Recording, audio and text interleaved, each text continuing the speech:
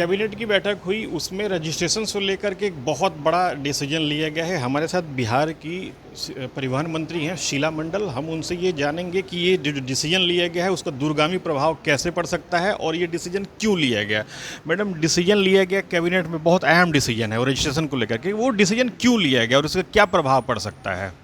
देखिए, क्यों लिया गया, सबसे पहली बात बता दें कि हम लोग, हमारा परिवहन विभाग निरंतर आम जन के लिए काम करता है और कई लोग आके मिल रहे थे, सब लोग कह रहे थे और कि मैं रजिस्ट्रेशन फ़ीस यहाँ ज़्यादा है, इसको कम होना चाहिए। तो हम लोग भी इसमें लगे हुए थे। माननीय मुख्यमंत्री जी तो जानते ही हैं कि आम गरीब गुरबों के लिए काम करते हैं, तो इस पर सब लोगों का, माननीय मुख्यमंत्री जी का भी डिसीजन हुआ और हम लोग का भी, कि सब लोग इसको कम करना चाहिए, ताकि जो अलग दूसरे राज्य में जा कर के लोग वहाँ रजिस्ट्रेशन करवा के गाड़ी खरीद लेते थे, तो अब क्या हुआ, जब से रजिस्ट्रेशन अब हम लोगों ने भी फीस कम कर दिया है, तो अब हमारे यहाँ रजिस्ट्रेशन करेंगे, बिहार की गाड़ी बिहार में ही लोग खरीदेंगे, वहीं रजिस्ट्रेशन करवाएंगे, जिससे क्या होगा, आपका राजस्व भी बढ़ेगा और आम लोगों में। अब देखिए, जो भी लोग गाड़ी खरीदेंगे, मिनी बस हो, जो पहले कितना था मिनी बस का, ऑटो रिक्शा था 5650 था उसका रजिस्ट्रेशन फीस, अब हो गया है 1150। और मोटर कैब है जिसमें 23,650 था, उसको मात्र समझिए 4150 किया गया।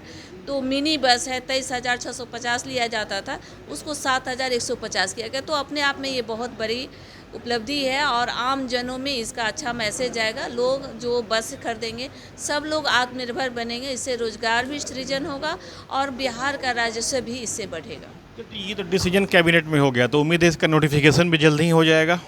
देखिए, जब कैबिनेट में पास होता है तो ऑलरेडी उसका नोटिफिकेशन हो ही जाएगा और आराम क्यों नहीं। अब जैसे आप जान लिए कि कैबिनेट में आया, उसके बाद ही तो आप हमसे सवाल कर रहे, तो आम जनता में भी सब लोग जानने लगते हैं। अच्छा, एक सवाल ये भी है कि पटना जिले के जो 4 क्षेत्र हैं, फुलवारी, दानापुर, खगौल, एक और, तो उनमें जो है आगामी 1 सितंबर से डीजल चालित बसों पर रोक लगेगी, जिसमें स्कूल के भी वाहन हैं।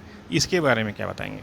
देखिए, ऐसा है कि डीजल के लिए आप जानते हैं कि पर्यावरण के लिए हमारे माननीय मुख्यमंत्री जी हमेशा निरंतर चिंतित रहते हैं, अभिभावक जैसा सोचते हैं और उन्होंने ही जल डैश जीवन, हरियाली डैश जीवन, सब जल जीवन हरियाली की शुरुआत की है।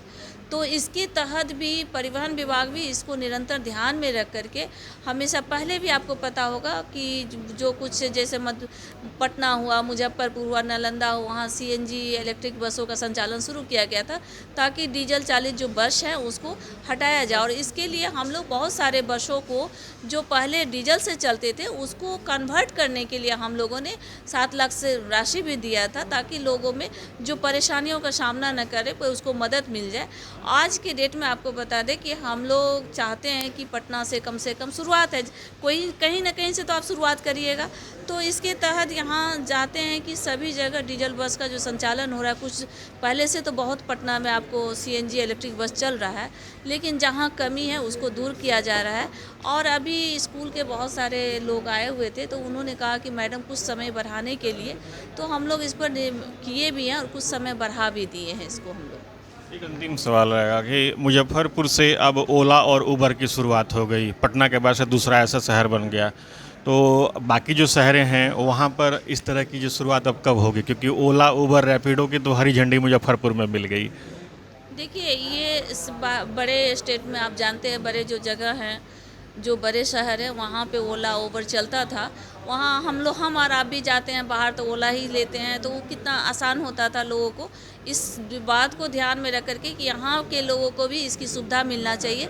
तो जब हम कोई चीज़ की शुरुआत करते हैं तो एडवांस आप चाहिएगा कि 38 जिलों में हो जाए, तो थोड़ा टाइम लगेगा, लेकिन हम लोग को है पूर्ण विश्वास कि आने वाले दिनों में सभी जिलों में इसकी व्यवस्था हो जाएगी। तो ये देखा कि जैसे शीला मंडल ने एक तरफ रजिस्ट्रेशन के बारे में बताया, वहीं दूसरी तरफ उन्होंने जो बिहार में जो टैक्सी सर्विसेज जो शुरू हुई हैं उसके बारे में विस्तार से जानकारी दी। Sujeet Kumar, TV9 digital, Patna.